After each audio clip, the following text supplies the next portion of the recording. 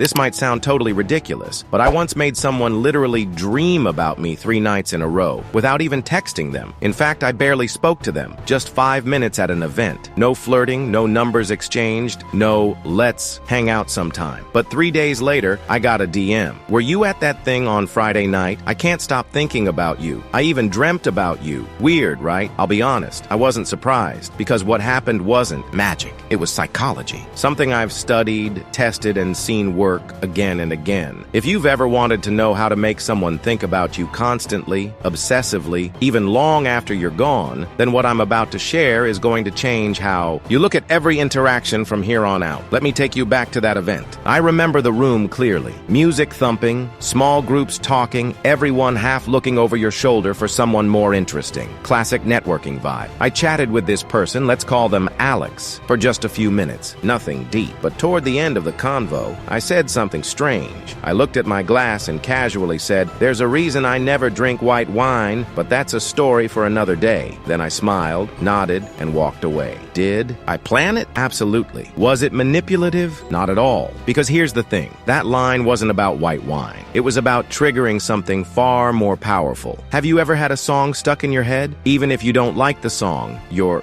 brain clings to it. That's because of a psychological quirk called the Zeigarnik effect. In simple terms, your brain fixates on unfinished business. If something starts but doesn't finish, it loops in your mind until it gets closure. You can use that in conversation. Think about it. If you walk up to someone and say, "Let me tell you 5 amazing things about me," they'll tune out. But if you say, "There's something about me that nobody guesses," and when they find out, they're shocked. Their brain locks on. You've created an open loop, a mental cliffhanger. And once you've opened a loop by hinting at a story, a secret, or even an unresolved emotion, the human mind demands resolution. It's the same reason people binge watch Netflix at 3 a.m. We crave completion. After I dropped that line to Alex, I didn't stick around. I didn't explain. I didn't close the loop. I let the mystery sit. 3 days later, bam, that message. Now here's what's crazy. Alex wasn't thinking about me. They were thinking about their curiosity. But because I was the source of that curiosity, their brain kept looping back to me. And here's the real magic. The more they wondered, the more emotional weight I gained in their memory. The brain doesn't just replay the curiosity. It adds color, emotion, sometimes even attraction. So by creating a small, intentional mystery, I became the mental puzzle piece they couldn't stop trying to solve. So how do you actually use this? Here are 3 ways to become someone's open loop, the mysterious fact. Drop. Say something unusual but incomplete. Example, "This necklace? It almost got me arrested in Thailand. I'll tell you about it sometime." Then change the subject. Or walk away. The power lies in not finishing the story. The withheld compliment. Say, "There's something really interesting about you, but I haven't decided whether to tell you yet." Now they're dying to know what it is. You've made them the subject of the mystery. The self-reflection.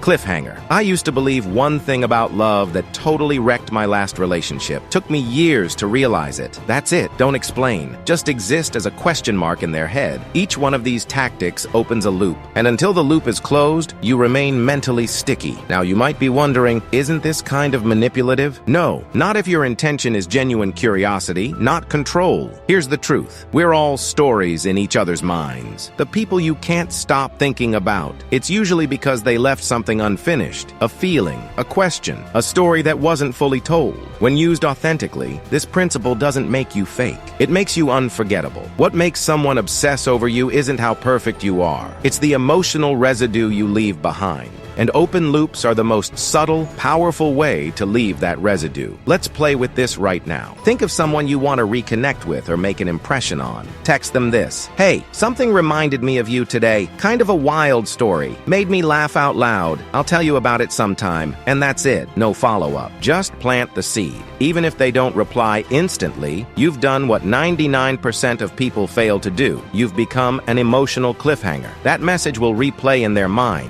And if you see them again, the anticipation will already be working in your favor. A few months ago, someone used this on me. I met them briefly and they said, "You remind me of someone from my past. It's actually a bit spooky. I'll tell you when we're not in a rush." Guess what? I thought about that for days. What did they mean? Who was it? What happened? And why did I remind them? That's the Zeigarnik effect in real time. And in the space of one unfinished comment, they lived rent-free in my mind. If you found this fascinating, if you're starting to see the psychology behind why some people linger in your memory, hit the like button. It helps more than you know. Subscribe for more insights like this. And hey, drop a comment. What's the one thing someone said to you that you've never forgotten? Maybe it was strange, or deep, or completely confusing. I'd love to read your stories, and I might just turn one of them into the next video. Remember, the most powerful way to be remembered is to leave a gap they want to fill.